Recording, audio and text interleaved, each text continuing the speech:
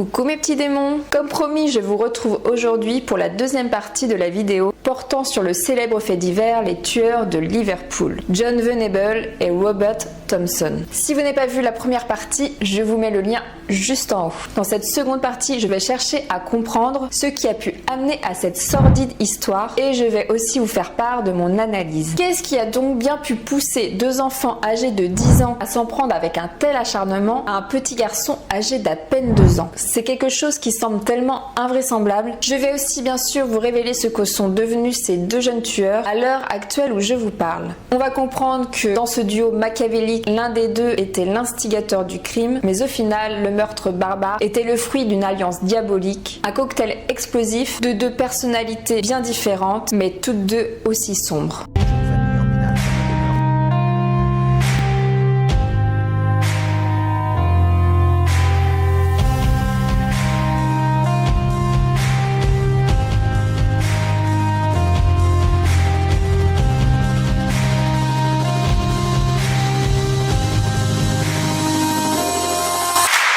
Avant de rentrer dans le vif du sujet, et si ce n'est pas déjà fait, je vous invite à vous abonner à la chaîne et à activer la petite cloche des notifications pour être alerté de mes prochaines publications qui ont lieu une fois par semaine à coup sûr.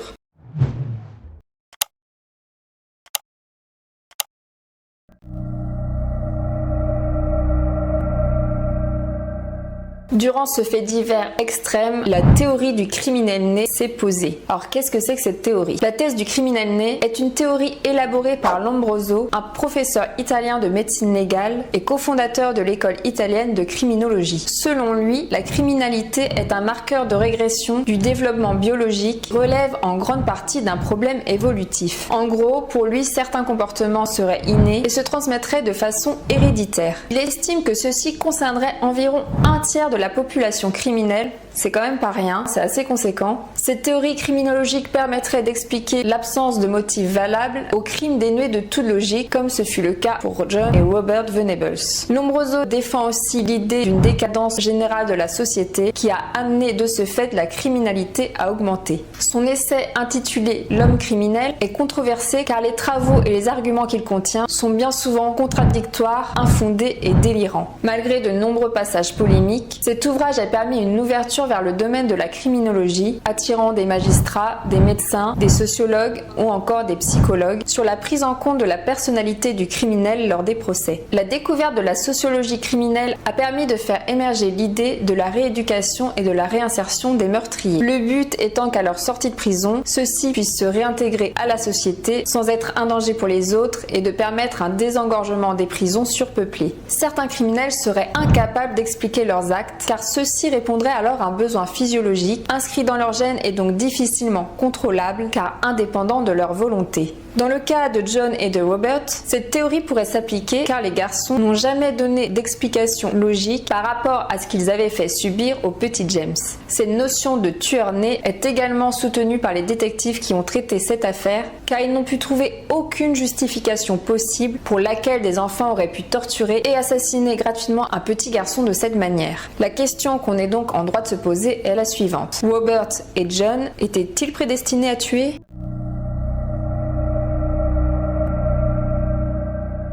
Dans le cas de Robert Thompson, la famille nocive dans laquelle il a été élevé aurait pu jouer un rôle déterminant dans son comportement. Sa mère, lui, ses frères et ses sœurs ont tous été battus sans pitié par leur père, qui a ensuite finalement abandonné sa famille. Cela montre que Robert n'était pas à l'abri d'un comportement violent en raison de son passé traumatisant. Quant à John Venables, il aurait lui aussi été confronté très tôt à la violence, même si pour lui cela se passa d'une toute autre manière. Parfois son père regardait des vidéos absolument horribles devant son fils alors qu'il était encore mineur. L'une de ces vidéos, Child's Play 3, contenait un meurtre sordide qui ressemblait beaucoup à celui que son fils avait commis des années plus tard avec la complicité de son ami Robert. Criminel né ou pas, compliqué de le savoir, mais dans leur cas, la criminologie n'avait malheureusement pas de place au sein de leur procès. Personne ne voulut essayer de comprendre ces deux garçons qui ont été de suite qualifiés de monstres. On préférait les blâmer directement plutôt que de chercher à les comprendre, tellement leurs actes étaient choquants.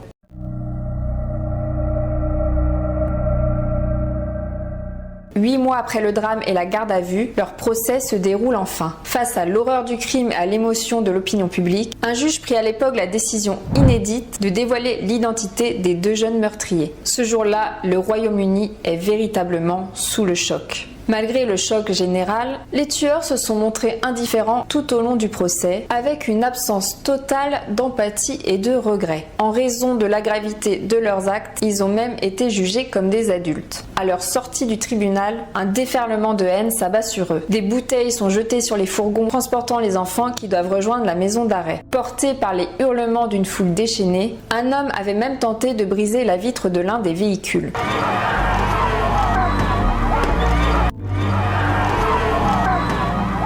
Les médias dévoileront bien plus tard que les fourgons en question étaient vides et qu'ils avaient servi à faire diversion pour que les coupables soient incarcérés en toute discrétion et en toute sécurité.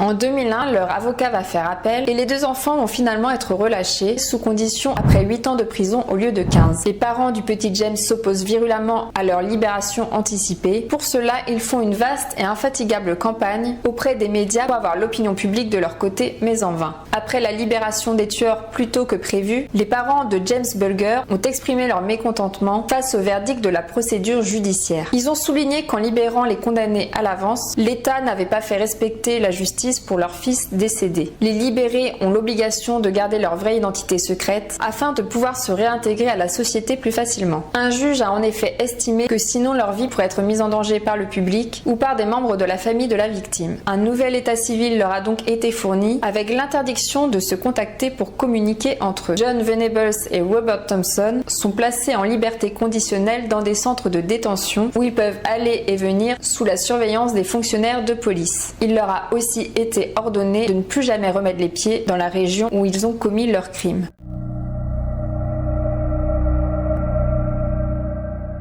Robert Thompson, le complice de John Venables et instigateur du meurtre du petit James, n'a plus jamais fait parler de lui. On en sait peu sur sa vie depuis sa libération, si ce n'est qu'il n'a plus jamais eu de démêlé avec la justice. Les rumeurs disent que Robert vivrait désormais une vie tranquille et stable en ménage avec son compagnon. Mais en 2001, à sa libération de prison, les propos que Robert Thompson a tenus devant le comité de libération conditionnelle ont choqué l'opinion publique. C'est dans le documentaire intitulé James Bulger, The New Revelations, qu'on apprend les extraits de cet échange où il estime que cette expérience lui a finalement servi. Il y explique alors, je cite, « J'ai parfaitement conscience d'être devenu une meilleure personne, d'avoir bénéficié d'une meilleure éducation et d'une meilleure vie que si je n'avais pas commis ce meurtre. » Donc bien sûr, cette phrase a fait polémique. Moi perso, je pense que ces propos ont tout simplement été maladroits, mais aussi mal interprétés, voire sortis de leur contexte. Et qu'importe ce qu'il aurait pu dire, pour les gens, c'était impossible qu'il se rachète une conduite après les atrocités qu'il avait fait. L'opinion publique ne souhaitait en aucun cas sa rédemption, mais voulait juste qu'il paye pour cet acte sordide tout le reste de sa vie. En gros, personne ne veut lui donner une deuxième chance. La déclaration de Robert était pour les gens une manière indécente de se vanter d'avoir bien vécu sa détention, alors que ceux-ci attendaient juste de lui qu'il soit puni et qu'il souffre en retour. Au final, je pense que Robert s'est aussi très mal exprimé. À mon avis, il voulait dire par là que grâce à sa détention, il avait pu avoir enfin le cadre structurant qui lui avait manqué lorsqu'il était petit. Pour lui, l'enfance chaotique au sein de la famille toxique dans laquelle il avait grandi était plus néfaste qu'un emprisonnement dans une cellule. D'ailleurs, il dira aussi, la mauvaise vie dans la rue était encore meilleure qu'à la maison. À l'époque, j'avais totalement perdu le contrôle et le sens de mon existence. Je passais mon temps avec un groupe d'amis dont la préoccupation principale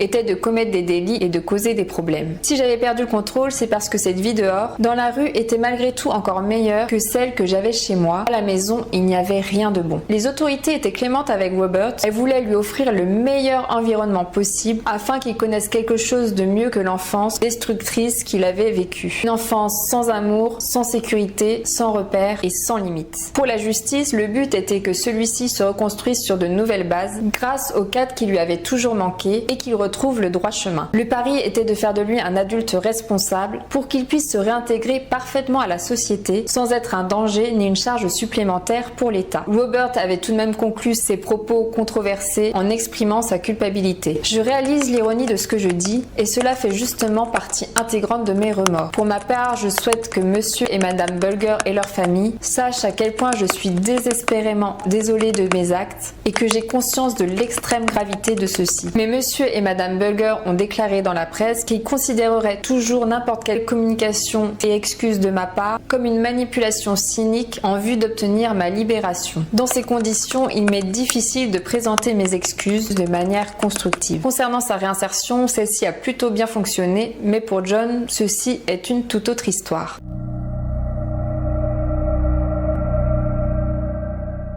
Au moment de sa libération, John aurait violé les conditions de celle-ci en dévoilant plusieurs fois sa véritable identité à ses amis. Il se fait réincarcérer en 2010 pour un tout autre motif. Il écope de 2 ans de prison pour possession de documents pornographiques infantiles. Il a reconnu avoir possédé 1170 images et un manuel expliquant comment avoir des relations sexuelles avec des enfants de manière sûre. Mais en 2017, il se fait de nouveau attraper pour avoir téléchargé et partagé des dizaines de fichiers à caractère pédopornographique. À l'issue du procès où il a plaidé coupable, une nouvelle identité lui est donnée. Pendant l'audience, seul le juge a pu le voir via vidéoconférence, étant donné son identité protégée. Selon les rumeurs, John aurait ensuite trouvé la mort dans une bagarre qui aurait mal tourné. En 2018, il se serait fait poignarder lors d'une soirée arrosée et suite à un conflit lié à une jeune femme.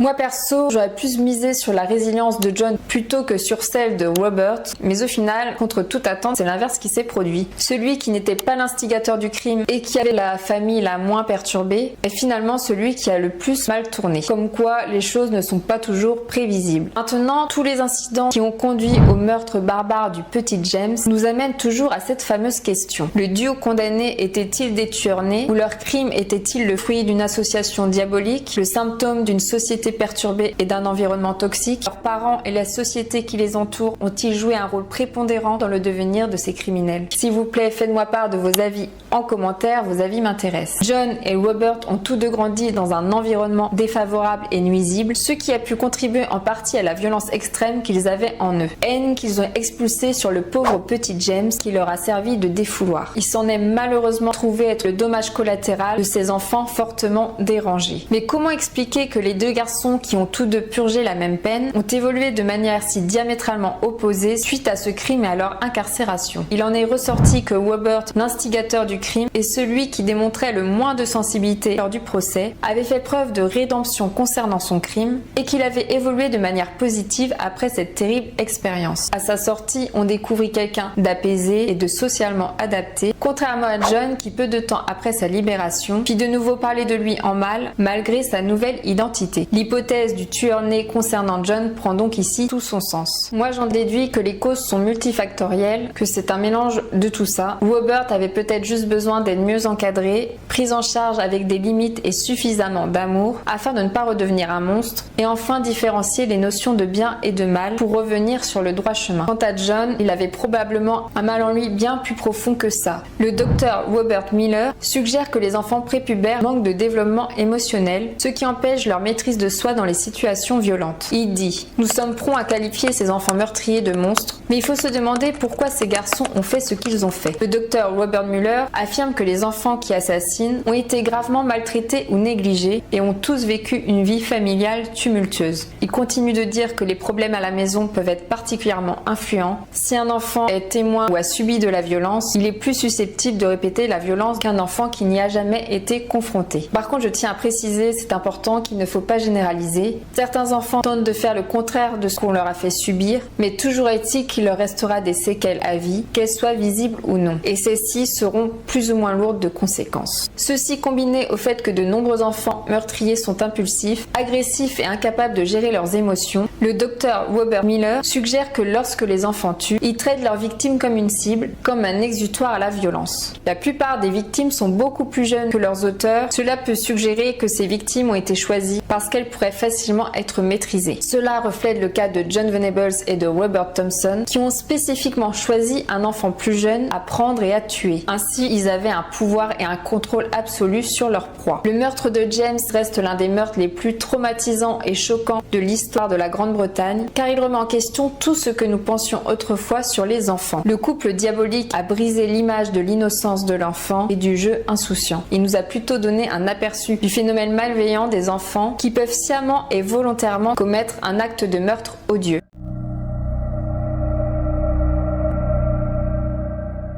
Depuis 17 ans, il y a eu bien d'autres crimes d'enfants par d'autres enfants, malgré la sévérité de notre justice et malgré nos tentatives de réinsertion. C'est que ce genre de crime est autant un problème qu'un défi dans notre société, car ils sont l'expression même d'un désastre que nous voyons se développer depuis des années. Pour moi, cette histoire n'est que l'un des symptômes que notre société va mal. Quand les adultes souffrent, les enfants en pâtissent toujours. Et quand le mal est là, d'une façon ou d'une autre, il devient destructeur et encore plus quand il survient tôt dans la vie. En tout cas, cette horrible histoire a été lourde de conséquences. Elle a bouleversé énormément de monde et c'est juste compréhensible car d'une certaine manière, elle nous concerne tous. Pour moi, ce fait divers marquant doit servir de message. Ce que j'aimerais que tout le monde retienne de cette vidéo, c'est qu'il faut apprendre à s'aimer et à se respecter soi-même pour pouvoir ensuite aimer et respecter les autres. C'est bateau dit comme ça, mais je pense que c'est une notion essentielle. C'est vraiment la clé pour un monde meilleur. Et ça commence avant tout par bien s'occuper de soi, mais aussi des générations qui nous succèdent. Et là, c'est aussi mon petit cœur de maman qui parle. Rappelons-nous que ces petits bouts de chou sont l'avenir et il faut vraiment en prendre soin, c'est important. Mes petits démons, sur ce, je vous dis à la semaine prochaine. Prenez soin de vous et surtout, n'oubliez pas non plus de prendre soin des enfants qui sont autour de nous. Les enfants, c'est sacré. Je vous embrasse fort.